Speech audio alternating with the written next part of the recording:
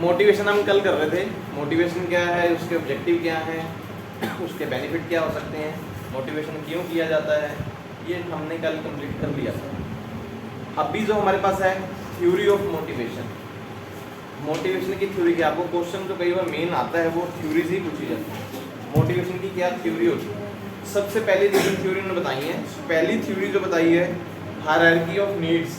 ये कोई पर्सन है अब्राहम मशालो, उस पर्सन ने थ्योरी बनाई है। अब्राहम मशालो 1954 में जो पर्सन ये आया था उसने 1954 में जाके थ्योरी सेटअप की थी।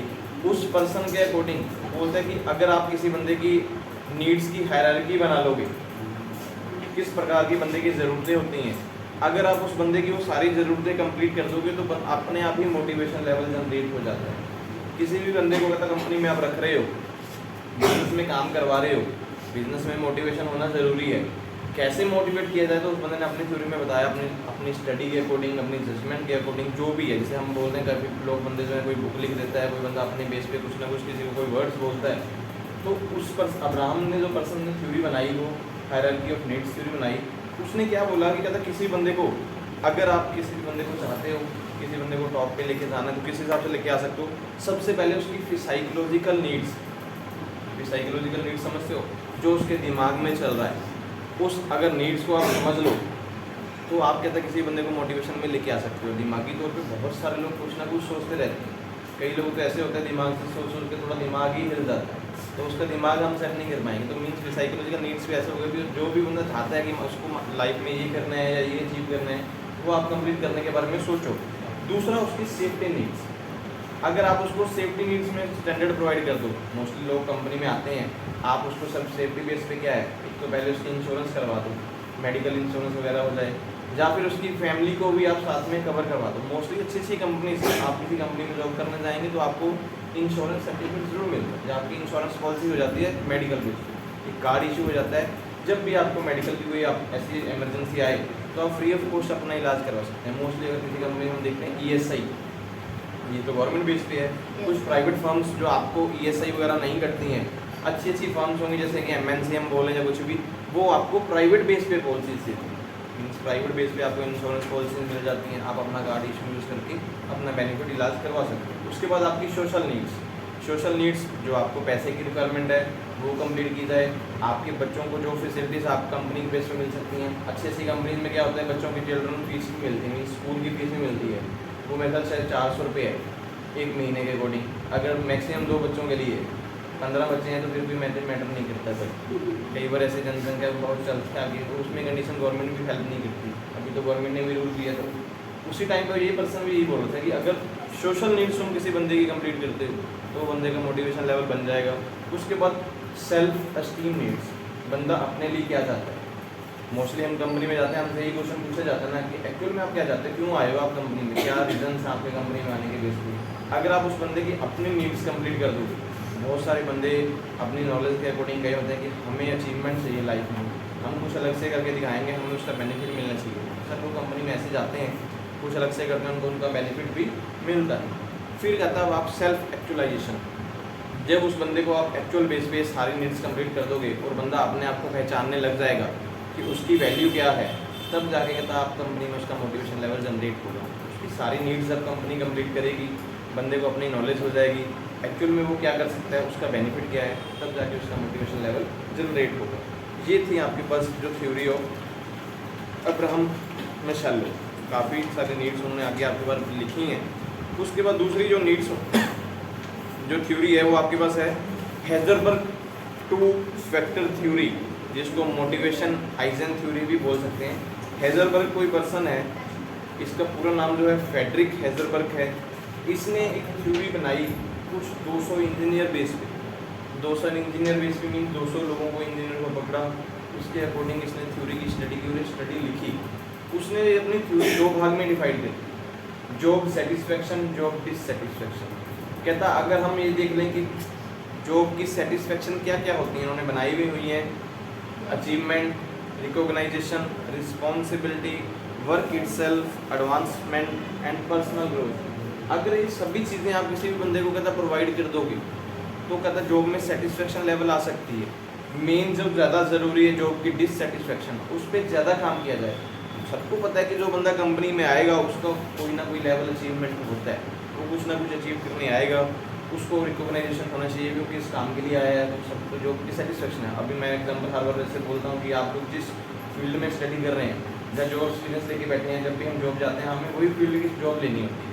हमें ऐसा तो नहीं है कि हमने स्टडी कुछ और की है हम जाएँ किसी और जॉब पे जाके बैठ जाएँ, ना हम कुछ कर पाएंगे ना कंपनी हमें कुछ दे पाएगी, तो वो कंडीशंस आ जाती हैं। लेकिन हैदरबर्ग ये बोलता है कि कहता जब भी आप जॉब सेटिस्फेक्शन लेवल करना चाहते हो तो आपको जॉब डिससेटिस्फेक्शन लेवल को पहले रिकॉग्नाइज करना होगा। कौन कौन से पॉइंट होते हैं? वर्किंग कंडीशन, किसी भी एम्प्लॉइज़ को कंपनी में आए तो उसको वर्किंग की कंडीशन अच्छी मिलनी चाहिए। ऐसा नहीं है कि उस बंदे को ऐसे आग के ऊपर बिठा दो, मशीन पे बैठा हो, सुबह शाम को या शाम तक तप जाए, पहले उसका 100 किलो वजन था 10 दिन में आप उसको 15 पे लेके आ जाओ, ऐसा ना हो जाए। वर्किंग कंडीशन अच्छी प्रोवाइड करनी ज़रूरी है, तो कंपनी में मोटिवेशन लेवल अपने आप ही आ जाएगा। जॉब सेटिस्फेक्शन है अपने आप ही आ जाएगा जब उसको वर्किंग कंडीशन आप अच्छी दे दो।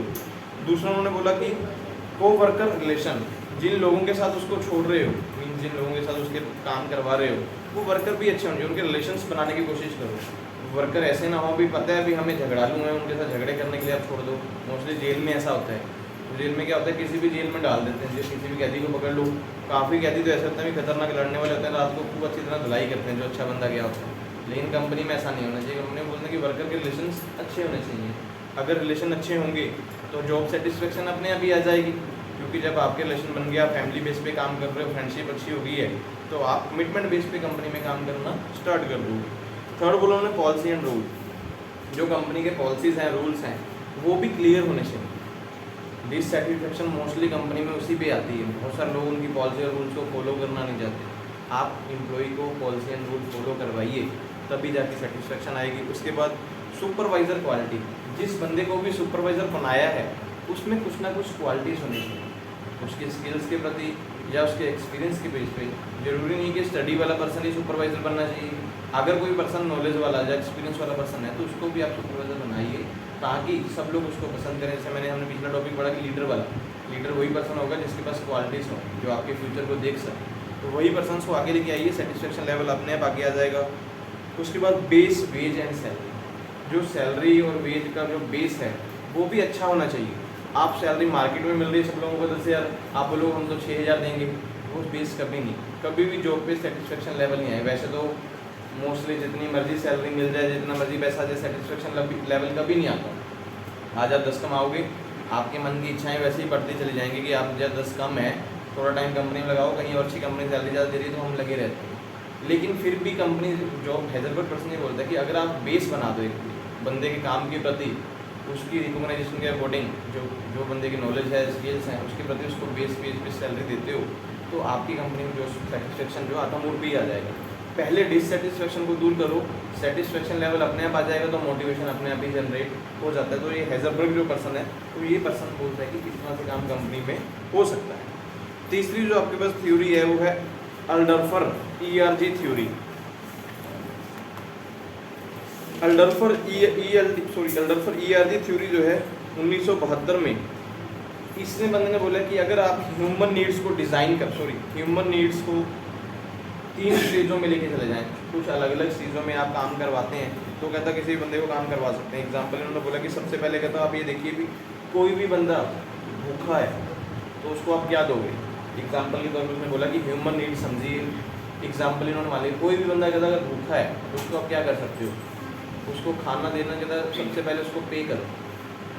अगर पे करोगे तो बंदा अपने आप ही अपनी नीड्स कंप्लीट कर लेगा। पहले के टाइम में मोस्टली ऐसा होता था, शायद आपने कॉलोनियल रूल सुना हो, ब्रिटिश रूल में भी सुना हो, या ब्रिटिश रूल से पहले के टाइम, उस टाइम पे इतनी हमारे पास इंडस्ट्रीज ग्रोथ नहीं थी, ना ही इतना लोगों के पास काम से, लोग सिर्फ एग्रीकल्चर के ऊपर डिपेंड होते थे या फिर हैंडीक्राफ्ट के ऊपर डिपेंड होते थे। हैंडीक्राफ्ट समझते हो ना, जो हाथ से काम होते थे, कॉटन का हो गया, खादी का काम हो गया, उसी के ऊपर डिपेंड होते थे। जैसे ब्रिटिश रूल आया, कॉलोनियल रूल आया, तो अंग्रेज़ों ने अपना रूल स्टार्ट कर दिया। लगभग 2 सेंचुरी हमें कॉलोनियल रूल में रहना पड़ा। फिर तो आज़ादी के बाद जाके हमारी इकॉनमी जो आगे बढ़ी, फिर इंडस्ट्री वगैरह आई। तो हैदरबर्ग ने उस टाइम पे स्टडी की, तो उसने ये बोला कि आप बंदे को अगर पे करना स्टार्ट कर दोगे, उसकी नीड्स अपने आप ही कंप्लीट होनी स्टार्ट हो जाएंगी। सबसे बड़ी जो ह्यूमन नीड्स है वो यही है कि आप उसको पे करो, उसके जो वर्किंग कंडीशन है वो अच्छी बनाओ, प्लस उसका ह्यूमन इन्वायरमेंट ऐसा बनाओ कि वो खुद एक्सेप्ट करे, अंडरस्टैंड समझे और कंफर्म करे कि मैं ये काम यहाँ पर कर सकता हूँ। ह्यूमन इन्वायरमेंट बनाने का मतलब कि उसको बंदे को उसकी स्किल्स के अकॉर्डिंग काम दो। आप सब बंदों को भीड़ की तरह मत यूज़ करो कि इकट्ठे छोड़ दो, ग्रुप में जाओ फटाफट काम करो, काम करके आओ। पहले ऐसे ही होता था, अगर काम मिलते थे सब लोगों को छोड़ दो, पत्थर तोड़ लो, एग्रीकल्चर में खेती बाड़ी कर लो, वहाँ से मीन्स कोई भी बंदा पढ़ा लिखा मिलता तो वो भी खेती बाड़ी में चला जाता था। उसको क्या करना था, मीन्स फसल काट के लेके आनी है, उसी के पैसे मिलते थे। हम लोग शायद किसी मूवी वगैरह में देखें तो कुछ मूवी में एग्जाम्पल मिलती हैं, जब पुराने टाइम का कुछ दिखाते हैं। सब लोग एक ही गांव के लोग क्या करते थे, किसी एक जैसे कोई अच्छा जिसके पास ज़्यादा पैसे हैं वो पूरे गांव के ऊपर कब्जा रहता था, उसको कॉलोनियल रूल ही बोलते थे कि जो बंदा है वो बोलता था कि मुझे सब जगह पे अपना दबदबा बनाना है। तो वो सब लोगों से एक ही काम करवाता था, किसी को आगे ना बढ़ने देना। अभी शायद एक मूवी आई थी, मैं एग्जाम्पल बोलूँ, छल्ला मुड़ के नहीं आया, शायद आपने देखी हो तो कोई नहीं देखने वाला। तो मोटिवेशन है, अगर उसको ध्यान से देखें उसमें क्या है, वो बंदा काम करता है, किसी राजा महाराजा ही होता है, कुछ भी पे नहीं करते उसको, पे नहीं करते मीन्स उसकी सोशल नीड्स, उसको खाना पीना देते रहते हैं। वो पूरी फिल्म ऐसे दिखाया कि पूरे एरिया में वो बंदा ऐसे ही करता है। फिर वो करता निकलता है वहाँ से, कनाडा जाता है, वहाँ से पैसे कमा के लेके आता है, अपना घर बनाता है, लोगों को सिखाता है कि ऐसा करना चाहिए। ये लाइफ में एग्जांपल्स हो सकते हैं कि हमें ऐसा कुछ नहीं करना चाहिए, अपना खाओ पियो। तो उसको देखते हुए सभी लोग उस नीड्स में पहुँचते हैं कि हम लोग भी इस राजा महाराजा को छोड़ेंगे, हम लोग भी काम करेंगे और पैसा कमाएंगे। अगर काम करेंगे तो उसको बोलेंगे हमें पैसा मिलना चाहिए। तो ये अब्राहम जो तीसरा पर्सन जो हमारे पास, नाम इसका क्यों भूल गया मैं, अल्डरफर ERG थ्योरी है। ये पर्सन यही बोलता है कि अगर आप सबसे पहले उस बंदे की जो फाइनेंशियल नीड्स है सबसे पहले उसको पे करो, उसकी भूख अपने आप ही दूर हो जाएगी। उसका पैसा जब आने लगेगा, अपनी फाइनेंशियल नीड्स, सोशल नीड्स को अपने आप कंप्लीट कर लेगा। सिर्फ उसको वर्किंग इन्वायरमेंट ऐसा बना के दो, मोटिवेशन लेवल अपने आप ही जनरेट हो जाता है। इसके अलावा आपके पास कुछ थ्योरी और भी हैं, कंटेम्प्रेरी थ्योरी। कंटेम्प्रेरी थ्योरी में सबसे पहले आती है मिशेलन थ्योरी ऑफ नीड्स। ये भी 1961 में एक थ्योरी आई थी। उस बंदे ने, वैसे तो मोस्टली सब लोग यही बोलते हैं कि बंदे की नीड्स को कंप्लीट करो, लेकिन ये जो पर्सन है ये बोलता है कि अगर किसी भी बंदे को कंपनी में काम करवाना चाहते हो तो 3 प्रकार के मेन क्वेश्चन अपने दिमाग में रखने चाहिए। सबसे पहले तो कहता है उसके साथ कम्पिटिटिव सक्सेसफुल लेवल होना चाहिए मार्केट में। जब भी कोई बंदे को आप मार्केट में लेके आओ, जब बिजनेस में लेके आओ, तो कंपटीशन सक्सेसफुल लाइफ होनी चाहिए उसके लिए। जब भी वो कंपनी में आ रहा है कंपटीशन होना चाहिए उसको। ऐसा ना हो कि आज को लगे 5 साल में वो सीधा ऊपर वाली पोस्ट पे पहुंच जाएगा, ऐसा ना हो। कंपटीशन होना चाहिए, उसको पता होना चाहिए कि अगर मैं कंपनी में आया हूँ तो मैं इस तरह से आगे जा सकता हूँ। कुछ वेज उसको पहले से क्लियर होना चाहिए। दूसरा उसने बोला कि कंपनी में फ्रेंडली बेस पे रिलेशनशिप होनी चाहिए। कभी भी किसी बंदे को आप ऐसे ना समझो कि मैं मैनेजर हूँ और आप लेबर हो, वो डिफरेंस खत्म करने होंगे। आप अपनी पोस्ट पे हैं, लेकिन जब भी जरूरत पड़े फैमिली बेस पे, फ्रेंडली बेस पे, कोऑपरेटिव बिहेवियर में काम करवाएं तो मोटिवेशन लेवल हो जाएगा। तीसरा, need to be recognise the power. हर एक बंदे को अपनी पावर्स को रिकॉग्नाइज करने का चांस मिलना चाहिए, तभी जाके कहता कोई भी बंदा आपके मोटिवेशन लेवल में आ जाएगा। उसके बाद है एक्सपेक्टेंसी थ्योरी। एक्सपेक्टेंसी थ्योरी क्या बोलती है कि बंदे की क्या एक्सपेक्टेशन है उसको समझिए। मोस्टली कंपनी में इंटरव्यू अब आज के टाइम में किए जाते हैं, उसमें आपकी एक्सपेक्टेशन पूछी जाती है ना। आप कंपनी में आए तो क्यों आए हो, कितनी सैलरी आप चाहते हो, क्या अलग से करके दिखा सकते हो, आपकी एक्सपेक्टेशन क्या है। कुछ लोग सोचते हैं कि मुझे अभी स्टडी करके डिस्टेंस बेस पे आगे बढ़ना है, या मुझे एक्सपीरियंस गेन करना है, मैं अपनी लाइफ में आगे बढ़ना चाहता हूँ, मुझे अपना बिजनेस करना। बहुत कुछ हर एक के अलग अलग क्वेश्चन होते हैं। मोस्टली सब लोगों की एक्सपेक्टेशन होती है कि सैलरी ज़्यादा मिल जाए, या मुझे जो मेरी सोशल नीड्स हैं या फाइनेंशियल नीड्स हैं वो कंप्लीट हो जाए, इसलिए हम आपके फर्म में आए हैं, यहाँ पे सारी फैसिलिटीज़ मिल रही हैं। तो एक्सपेक्टेंसी लेवल जब कहता किसी भी बंदे का आप कंप्लीट करोगे तो मोटिवेशन अपने आप ही कंप्लीट हो जाएगा। आप किसी बंदे की एक्सपेक्टेशन को समझ गए, उसकी परफॉर्मेंस को देखो, अपने आप ही मोटिवेशन लेवल निकल के आ जाता है। तीसरी है इक्विटी थ्योरी। इक्विटी थ्योरी का मतलब कि हर एक बंदे को साथ इक्वल बिहेव हो, उसके जो अपने राइट्स हैं उसको मिल सके। आप ऐसा ना, गवर्नमेंट बहुत सारे रूल्स एंड रेगुलेशन बनाती है, आपको वो मिले ही ना। गवर्नमेंट ने जिसमें एग्जाम्पल लेबर के लिए बहुत सारे रूल्स हैं, वेजिस एक्ट है, इंश्योरेंस एक्ट है, ESI एक्ट है, बोनस एक्ट है, उसके अलावा हम बोल सकते हैं PF एक्ट है, कंपनसेशन एक्ट है। बहुत सारे ऐसे एक्ट गवर्नमेंट ने बनाए हुए हैं, शायद आपको लेबर लॉ की एक बुक है। अगर कहता कंपनी सारी ही उसकी इक्विटी इन सब बंदे को प्रोवाइड कर दे, अपने आप ही बंदे अब मोटिवेशन लेवल में आ जाएंगे। अब किसी का एक एम्प्लॉय को, इसी एम्प्लॉय को मिल जाए कि मुझे तो वो सारी फैसिलिटीज़ कंपनी में मिल रही हैं, क्या दूसरा एम्प्लॉय जिस कंपनी में काम कर रहा है वो रहेगा वहाँ पे? उसके मन में एक हड़बड़ाहट सी हो जाएगी कि मुझे भी उस कंपनी में जाना है। तो अगर ये कहता सभी कंपनी में इक्विटी लेवल आ जाए, सब लोग एक दूसरे इक्वल की तरह बिहेव करें, सैलरी बेस एक सेटअप हो जाए, तो मार्केट में काम हो सकता है। लास्ट जो एक थ्योरी है वो है गोल सेटिंग थ्योरी। अगर कहता कंपनी पहले से ही गोल सेटअप करवा दे, पहले अपने गोल सेटअप कर ले और हर एक बंदे को जो कंपनी में आए उसके भी गोल्स अचीव करवाए, जो बंदा सोच के आया कंपनी में उसके ऑब्जेक्टिव क्या हैं, अगर नहीं किसी ने सेटअप किए तो उसके ऑब्जेक्टिव पहले सेटअप करवा दे, तो कहता ऑटोमेटिक कंपनी में मोटिवेशन लेवल जनरेट हो जाएगा। क्योंकि जब तक बंदे को यही नहीं पता होगा उसने करना क्या है, तब तक कंपनी में मोटिवेशन लेवल नहीं आएगा, किसी भी लेवल में नहीं आएगा। अभी आप एग्जांपल बोलो कि बीकॉम की स्टडी कर रहे हो, आपका मोटिवेशन क्या है, बीकॉम हमें अच्छी तरीके से करनी है। बहुत लोगों ने सोचा होगा कि मुझे अच्छी जॉब करनी है, बैंक में जाना है, बहुत सारे लोग आए होंगे बीबीए वाले मुझे बिजनेस करना है। जब मैं भी किसी बंदे ने बोला होगा बीकॉम के बाद मैं एमकॉम करूँगा, मैं टीचर बनूंगा, मेरे को हटा के मेरी जगह खड़े होकर पढ़ाऊंगा। तो ये ऐसे भी बहुत सारे जब आपके गोल सेटिंग होंगे तो आप उस लेवल पर जब पहुँचना चाहते हो तो आपका मोटिवेशन लेवल अपने आप बनेगा। अब पता ही नहीं भी हमने करना क्या बीकॉम के बाद, फिर हम कुछ नहीं कर सकते, उसमें फिर मोटिवेशन लेवल बनेगा ही नहीं। फिर बंदा क्या सोचता है, छोड़ो क्लास क्या लगानी है, क्लास के बाद हम अपने आप ही पास हो जाएंगे, भाई कोई बात नहीं, डिस्टेंस से कर रहे हैं, लिखेंगे तो कुछ ना कुछ नंबर आ जाएंगे। वो फिर मोटिवेशन लेवल नहीं बन पाता। मोटिवेशन लेवल कब बनेगा, जब आपको लगेगा कि हाँ सामने वाला पर्सन कुछ सिखा रहा है तो हमें उसमें सीखने में बेनिफिट हो रहा है। तो ये आपके पास थ्योरी थी मोटिवेशन की। आपको क्वेश्चन पेपर में मोस्टली मोटिवेशन की बेनिफिट भी पूछ सकते हैं, टाइप्स ऑफ मोटिवेशन भी पूछ सकते हैं, या फिर थ्योरी ऑफ मोटिवेशन तो आता है। एक थ्योरी तो आएंगी, या तो लीडरशिप की आएंगी या फिर मोटिवेशन की आएंगी। किसी का कोई क्वेश्चन हो पूछने वाला जो लगे ना पता लगा हो तो हम उसके बारे में दोबारा डिस्कस कर सकते हैं। ये तो अगला टॉपिक है। हाँ जी, नेक्स्ट टॉपिक है कम्युनिकेशन। कम्युनिकेशन तो पता होगा क्या होती है कम्युनिकेशन? हाँ जी, वार्तालाप, गलबात। हाँ जी, बोलो बोलो, अकेले आपस में वार्तालाप मत कीजिए, हमारे बोलिए। Exchange the message between the peoples. जब आप अपने मैसेज को किसी और बंदे के साथ शेयर करते हो, किसी और बंदे के साथ शेयर करोगे या किसी बंदे को डिस्कस करोगे कुछ भी, उसको हम कम्युनिकेशन ही बोलते हैं। कम्युनिकेशन में सबसे ज़्यादा रिक्वायरमेंट है कि आपके जो वर्ड्स हैं वो नॉर्मल होने चाहिए ताकि सब लोगों को समझ आना चाहिए। कम्युनिकेशन में जो भी लैंग्वेज यूज़ करोगे अंडरस्टैंडेबल लैंग्वेज होनी चाहिए कि ज़्यादा लोग सब लोग उसको समझ सकें। तो कम्युनिकेशन में सबसे पहले बात करते हैं कि कम्युनिकेशन में टाइप्स कितने प्रकार के हैं। टाइप्स ऑफ कम्युनिकेशन, कितने प्रकार की कम्युनिकेशन होगी, अलग अलग लेवल के अकॉर्डिंग है, किसी एक लेवल पे कम्युनिकेशन नहीं है।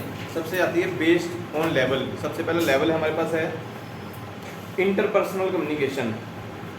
इंटरपर्सनल कम्युनिकेशन का मतलब क्या होता है, जब हम लोग आपस में बातचीत करते हैं उसको इंटरपर्सनल बोलते हैं। हम लोग किसी के साथ बातचीत कर रहे हो, किसी बंदे को कोई इन्फॉर्मेशन दे रहे हो, इसको इंटरपर्सनल कम्युनिकेशन बोलते हैं। मैं डायरेक्ट आपसे बातचीत कर रहा हूँ, आपको पढ़ा रहा हूँ, तो ये इंटरपर्सनल कम्युनिकेशन ही हो गई।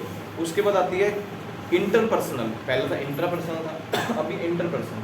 जब कम्युनिकेशन का कोई ना कोई आपने मेथड या कोई ना कोई हम बोल सकते हैं कि चैनल यूज़ किया होता है, तब उसको इंटरपर्सनल कम्युनिकेशन बोलते हैं। मैं एग्जांपल बोलूँ कि मैंने क्लास लगाई, मैंने रिकॉर्डिंग करके छोड़ दी, आप लोगों को बोला जाए कि आप वहाँ से देख के अपना स्टडी कर सकते हैं, उसको इंटरपर्सनल कम्युनिकेशन बोलते हैं। बहुत सारे लोग ऐसे होते हैं जब कुछ नहीं पता लगता तो किसकी हेल्प लेते हैं, गूगल की। वो इंटरपर्सनल कम्युनिकेशन चैनल हो गया जिससे हमें कोई बेनिफिट मिल सकता है। इंट्रापर्सनल हो गई कि फेस टू फेस आपने किसी से बात की है, वो हो जाती है। फिर आती है ग्रुप कम्युनिकेशन। जब किसी ग्रुप में बातचीत की जाती है, 3 से 12 लोग मान लीजिए, ज़्यादा से ज़्यादा मिनिमम 3, ज़्यादा से ज़्यादा 12 पर्सन एक ग्रुप में बिठा के सब लोगों के साथ बातचीत की जा रही है, उससे कोई प्रॉब्लम है उसको सॉल्व की जा रही है, या किसी से कोई भी मैसेज एक्सचेंज किए जा रहे हैं, तो वो ग्रुप कम्युनिकेशन होगी। एक आती है पब्लिक कम्युनिकेशन। जब लिमिटेशन हो, कुछ नहीं होता कितने लोग आएंगे, जितने मर्जी लोग आ सकते हैं। जैसे एग्जांपल बोलें, कोई भी मेला लगा है, मेले में कोई भाषण देने वाला है या कोई रैली लगी है, रैली में फिक्स नहीं होता अभी कितने लोग आएंगे। आप पब्लिक में बात करना चाहते हो, जितनी मर्जी पब्लिक आए, तो इस तरह की कम्युनिकेशन को हम पब्लिक कम्युनिकेशन बोल सकते हैं। दूसरा आता है बेस्ड ऑन दी फॉर्म और मीडियम यूज। किस प्रकार से कम्युनिकेशन किस मीडियम से यूज़ करते हैं। सबसे पहले वर्बल कम्युनिकेशन, जब आप किसी बंदे से बोल कर बात करें, ये नहीं कि उसको इशारे कर रहे हो कि बंदा बोल कर आप किसी बंदे को बता रहे हो, तो इस तरह की कम्युनिकेशन को हम वर्बल कम्युनिकेशन बोलते हैं। Non verbal communication, non verbal communication क्या होगी, जब आप किसी इशारों से बात करोगे या किसी बंदे को कोई मैसेज आप टाइप करके भेज दोगे, उसका मैसेज आपको बंदा वो टाइप करके भेजेगा, इस तरह की कम्युनिकेशन को हम नॉन वर्बल कम्युनिकेशन बोल सकते हैं। फॉर्मल कम्युनिकेशन, फॉर्मल कम्युनिकेशन का होता है कि जो आप एक बेस यूज़ करते हो कि हमें पता है कि लोगों के साथ बात करने के लिए ये टाइम सही है या ये चैनल ठीक है।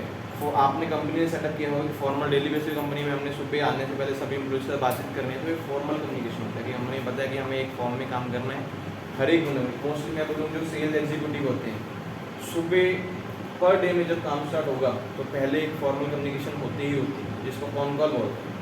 सभी जितने, मान लो मैं एक मेन पर्सन हूँ, सेल एग्जीक्यूटिव, मेरे साथ आप सब लोग काम कर रहे हैं, 20 बंदे हैं, तो 20 बंदों का कॉल पे सेटअप होता है। सभी लोगों को कॉल पे ऑनलाइन सेटअप किया जाता है। तुम 4 बंदों को अपने साथ ऐड कर लो, तुम 4 को ऐड कर लो, इसको कॉन कॉल बोलते हैं। 20 लोगों को एक ही बार में बातचीत करना, ये फॉर्मल कम्युनिकेशन। भी आज हमारा एजेंडा क्या है काम करने का, इसको फॉर्मल कम्युनिकेशन बोलते हैं। एक आती है इनफॉर्मल कम्युनिकेशन।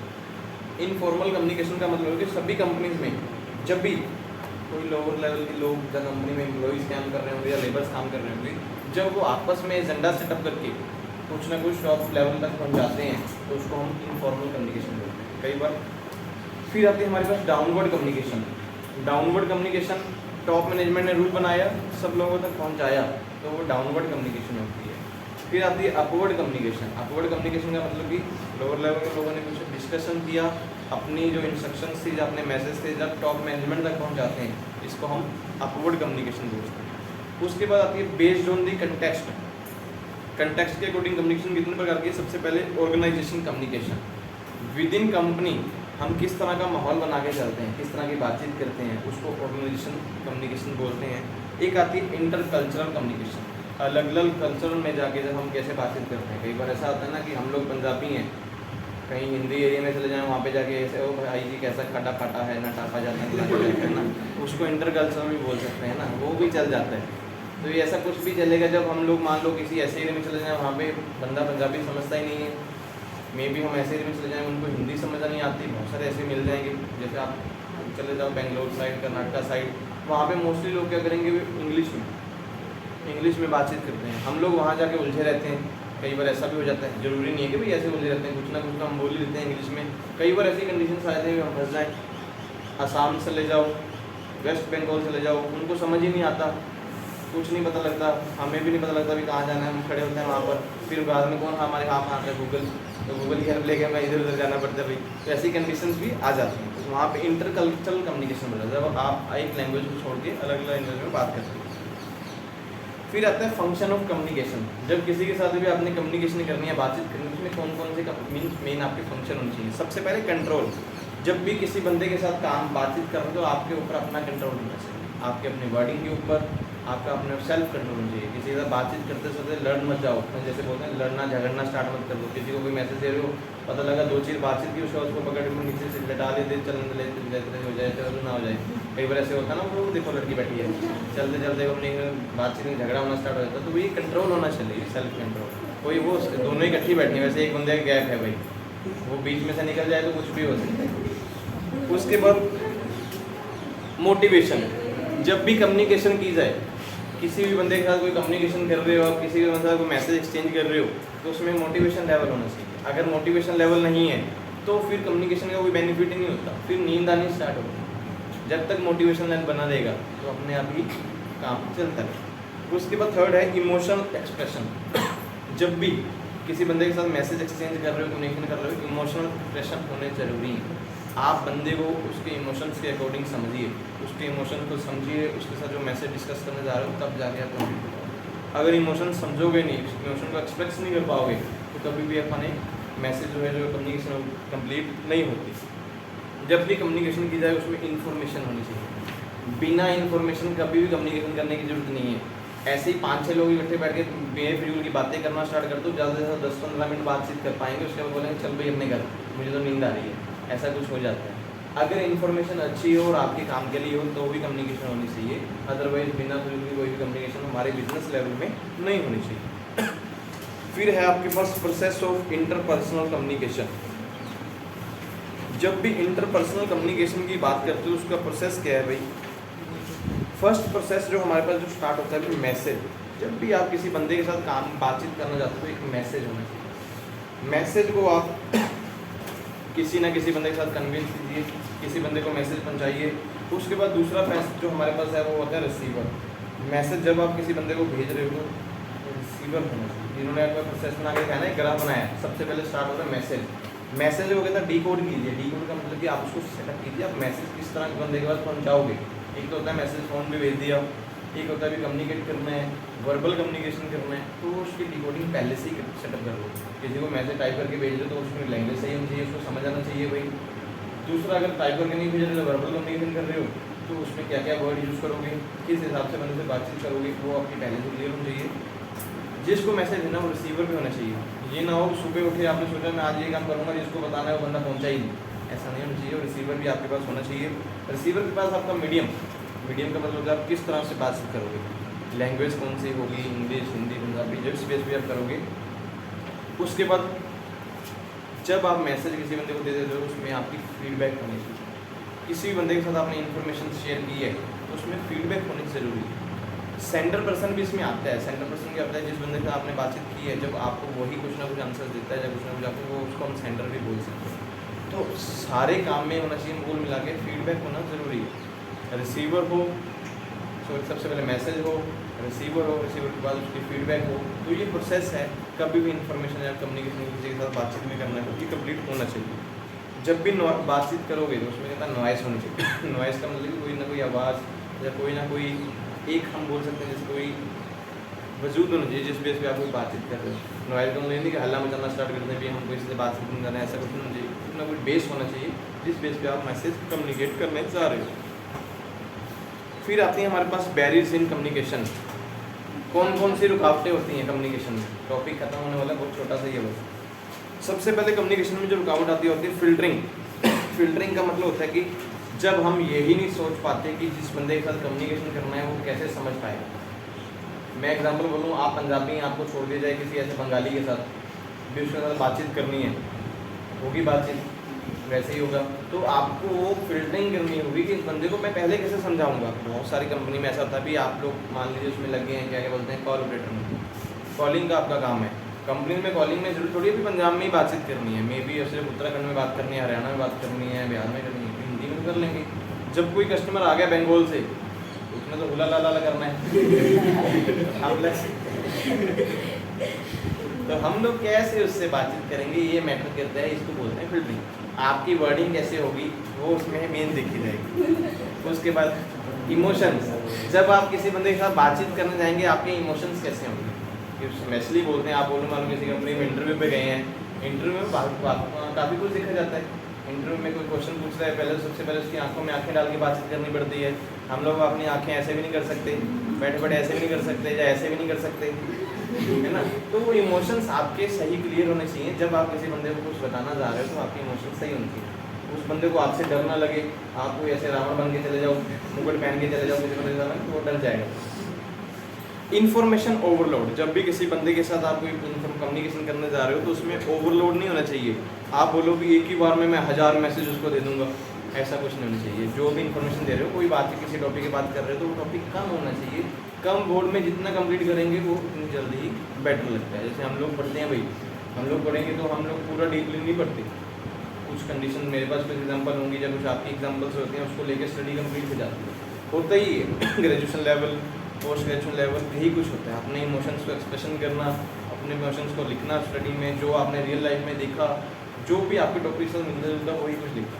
अब इसी में मैसेज अकेले लाइन पढ़े, जब मैं आपको किसी को बोल दूँ कि आप खड़ा हो जाओ, एक स्टूडेंट आज तुम पढ़ ले, आधी बुक आधी तू पढ़ ले, बीच बीच में मैं बोलता हूँ। पहले ऐसे ही होता था ना, स्कूल टाइम में टीचर क्या करते थे, आगे टीचर बैठ जाते थे, वो सो जाता था। टीचर बैठे आते थे तो एक बंदे को बोलते चल भी पढ़, पूरी कविता पढ़ के चलाया था, बाद में टीचर बोलते हैं पढ़ ली तूने, चलो बैठ जाओ, ऐसा भी होता था। वो मैसेज ओवरलोड होता था, समझ ही नहीं आता था।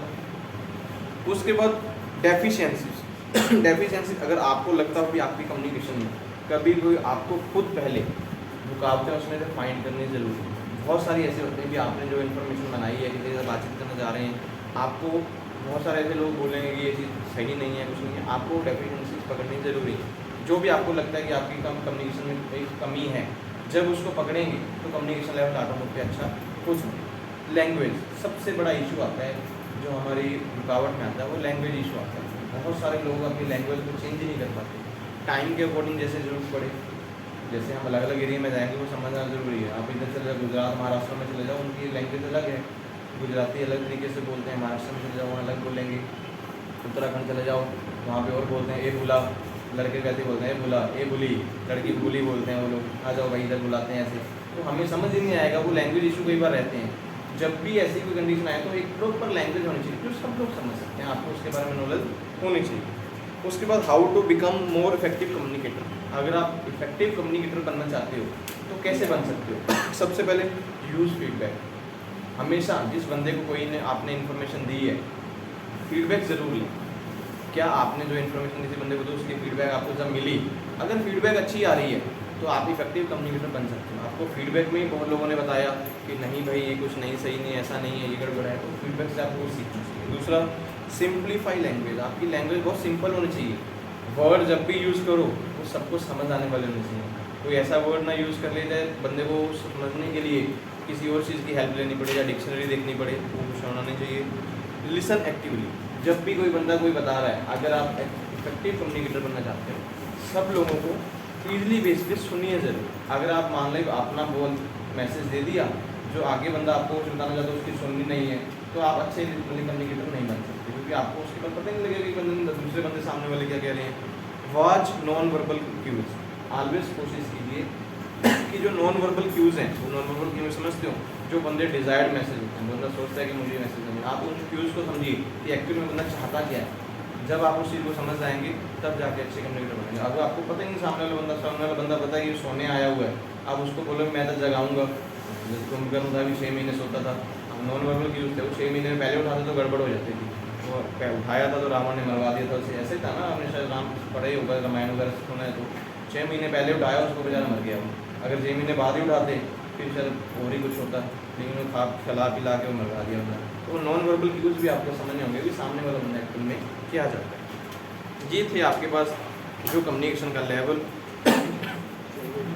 जिस बेस पे आपको ये टॉपिक कंप्लीट करना है। कुछ भी आपको इसमें से पूछ सकते हैं, किसी का कोई क्वेश्चन हो तो। केस स्टडी आप कोई भी पढ़ सकते हैं। केस स्टडी आपको दी होती है कि आप उस केस को समझिए,